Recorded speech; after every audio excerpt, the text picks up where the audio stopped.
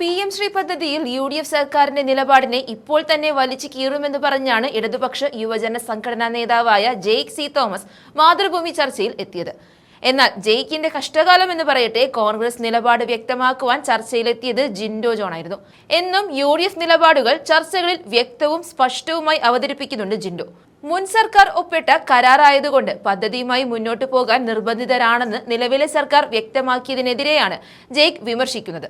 പ്രതിപക്ഷത്തിരുന്നപ്പോൾ PM Shri പദ്ധതിയെ രൂക്ഷമായി എതിർത്തവർ ഇപ്പോൾ അധികാരത്തിൽ വന്നപ്പോൾ അതിനെ അനുകൂലിക്കുന്നതിനെയാണ് ജെയ്ക് എടുത്തു കാണിച്ചത്. അതേസമയം പദ്ധതിയെക്കുറിച്ച് പഠിക്കാൻ മന്ത്രിസഭ ഉപസമിതിയെ നിയോഗിച്ചതായും നിലപാടിൽ മാറ്റമില്ലെന്നും ജിൻഡോ ജോൺ തിരിച്ചടിച്ചു. പദ്ധതിയിൽ ഒപ്പിട്ടുവെങ്കിലും പിന്മാറിയെന്നാണ് ജെയ്ക് പറഞ്ഞത്. പിന്നാലെ അടുത്ത വിമർശനമെത്തി. എന്തിനാണ് ഒപ്പിട്ടിട്ട് പിന്മാറിയതെന്നും അല്ലാതെ തന്നെ പിന്മാറിക്കൂടായിരുന്നോ എന്നും ജിൻഡോ ചോദിക്കുന്നുണ്ട്. ഇതോടെ അക്ഷരാർത്ഥത്തിൽ ജെയ്ക് കുടുങ്ങിയെന്ന് പറഞ്ഞാൽ മതി. കേരളത്തിലെ സഖാക്കന്മാരെ ഒന്നാകെ പറ്റിച്ചാണ് ശിവൻകുട്ടി അന്ന് PM ശ്രീയിൽ ഒപ്പിട്ടതെന്നും ജിൻഡോ ചൂണ്ടിക്കാട്ടി. CPM വാരികയായ ചിന്തയിലെ ശിവൻകുട്ടിയുടെ ലേഖനം അടക്കം തെളിവായി ഉയർത്തിക്കാട്ടിയാണ് ചർച്ചയിൽ ജിൻഡോ തിളങ്ങിയത്.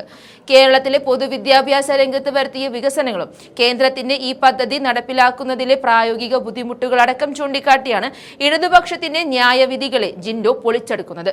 ആ വാക്കുകളിലേക്ക് പോകാം. ജെയ്ക്ക് പറയുന്ന കേട്ടാ തോന്നും VD സതീശൻ കേരളത്തിന്റെ മുഖ്യമന്ത്രിയെ സത്യപ്രതിജ്ഞ ചെയ്തതിനു ശേഷം നരേന്ദ്രമോദിയെ കണ്ടതിന് ശേഷം വന്ന് നേരെ അങ്ങ് ഒപ്പിട്ട് കൊടുത്താന്ന്. ജെയ്ക്ക് പറഞ്ഞതാണ് ഏറ്റവും ഇൻട്രസ്റ്റിംഗ് ആയിട്ടൊരു പോയിന്റ് ഉണ്ട്. എന്താണെന്നറിയോ? ഒപ്പിട്ട് തള്ളിക്കളഞ്ഞെന്ന്. എന്തിനാ ജെയ്ക്ക് വെറുതെ ഒപ്പിട്ടിട്ട് തള്ളിക്കളയണം? അല്ലാതെ തള്ളിക്കളഞ്ഞാൽ പോരായിരുന്നോ? നിങ്ങൾ എന്തിനാ ഒപ്പിട്ടിട്ട് തള്ളാൻ പോകുന്നേ? നിങ്ങൾ അന്ന് ഒപ്പിട്ടിട്ട് ഈ തള്ളു മുഴുവൻ നടത്തിയത് കൊണ്ടാണ് ഇന്നത്തെ ഈ ഗതികേടിൽ എത്തിയത്. ഒന്നാമത്തെ കാര്യം. രണ്ടാമത്തത്, മോശപ്പെട്ടതാണ് PM ശ്രീ എന്ന് പറയുന്നു. മോശപ്പെട്ട PM ശ്രീയിൽ ഒപ്പിട്ടിട്ട് പിറ്റേ ദിവസം ചിന്താവാരികയിൽ ശിവൻകുട്ടി വിദ്യാഭ്യാസ മന്ത്രി ലേഖനം എഴുതിയത് താങ്കൾ വായിച്ചിരുന്നോ? അതിനുശേഷം 22-ാം തീയതി നടന്ന ക്യാബിനറ്റ് മീറ്റിംഗിൽ എന്തുകൊണ്ട് ഇത് മറച്ചുവെച്ചു? മുന്നണിയോട് മറച്ചുവെച്ചു. ഇനി ഞാൻ ചോദിക്കട്ടെ, നിങ്ങൾ അന്ന് ഒപ്പിട്ട PM ശ്രീ നല്ലതായിരുന്നോ? നിങ്ങൾ അന്ന് ക്യാബിനറ്റിനെയും മുന്നണിയെ മറച്ചുവെച്ച PM ശ്രീ നല്ലതായിരുന്നോ? നിങ്ങൾ ഈ നാട്ടിലെ സഖാക്കന്മാരെ മുഴുവൻ പറ്റിച്ച് ഒളിച്ചു കടത്തിയ PM ശ്രീ നല്ലതായിരുന്നോ? ജോൺ ബ്രിട്ടാസ് പോയി കേന്ദ്ര വിദ്യാഭ്യാസ മന്ത്രിയുമായിട്ട് പാലമിട്ട് നടപ്പാക്കാൻ കൊണ്ടുവന്ന PM ശ്രീ നല്ലതായിരുന്നോ? നിങ്ങൾ കൊണ്ടുവന്ന PM ശ്രീ തുടരണമോ വേണ്ടയോ എന്ന് നിയമപരമായ ബാധ്യതയെക്കുറിച്ച് പഠിക്കാനാണ് ഇന്നത്തെ ഗവൺമെന്റ് ഒരു മന്ത്രിസഭാ ഉപസമിതിയെ വെച്ചിരിക്കുന്നത്. നിങ്ങൾ പറയുന്ന കേട്ടാത്തൊന്നും ഞങ്ങളാണ് ഇത് കൊണ്ടുവന്നത് അല്ല. നിങ്ങൾ കൊണ്ടുവന്ന നിയമപരമായ ബാധ്യതയെക്കുറിച്ച് പഠിക്കാനാണ് കമ്മിറ്റിയെ വെച്ചിരിക്കുന്നത്. ഇനി ഒരു കാര്യം കൂടി ചോദിക്കട്ടെ, ഇത് ഒപ്പിടാൻ പോയത് ആരാന്നറിയോ?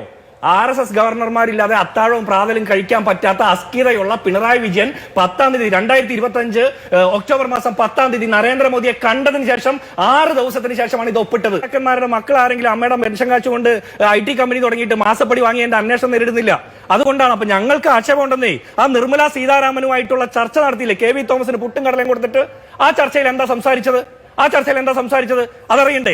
അമ്പലക്കള്ളന്റെ വക്കീലിനെ UDF സർക്കാർ വന്നപ്പോൾ പ്ലീഡറാക്കി വെച്ചു. തെറ്റായിരുന്നു എന്ന് ഞങ്ങൾ പറഞ്ഞു. അത് ഞങ്ങൾ തിരുത്തി. അയാൾ ഒരു കേസ് പോലും നോക്കുന്നതിന് മുമ്പ്, ഫയൽ ആക്സസ് ചെയ്യുന്നതിന് മുമ്പ് തിരുത്തി. ഞാൻ ചോദിക്കട്ടെ, അമ്പലക്കള്ളനായിട്ടുള്ള പത്മകുമാറിനെതിരെ ഇപ്പോഴും തഴുകി തലോടി നടപടി എടുക്കണോ വേണ്ടയോ എന്ന് ജില്ലാ കമ്മിറ്റി, സംസ്ഥാന കമ്മിറ്റി കട്ടൻ ചായം മറ്റേ പരിപാടിയെ കുറിച്ച് ആലോചിക്കുന്ന പാർട്ടിയാ. ഇനി ഒരു കാര്യം കൂടി, UDFിലെ വിക്കറ്റ് വീഴ്ചയെ കുറിച്ച് നടക്കുന്ന ജയിക്ക് ആദ്യം ഈ PM ശ്രീയിൽ ഒപ്പിട്ടതോടുകൂടി ക്ലീൻ ബൗൾഡ് ആയിട്ട് ഓൾ ഔട്ട് ആയ CPM-ന്റെ ആ ചരിത്രം ഒന്ന് വായിച്ചേ. ആരാ ഒപ്പിട്ടത്?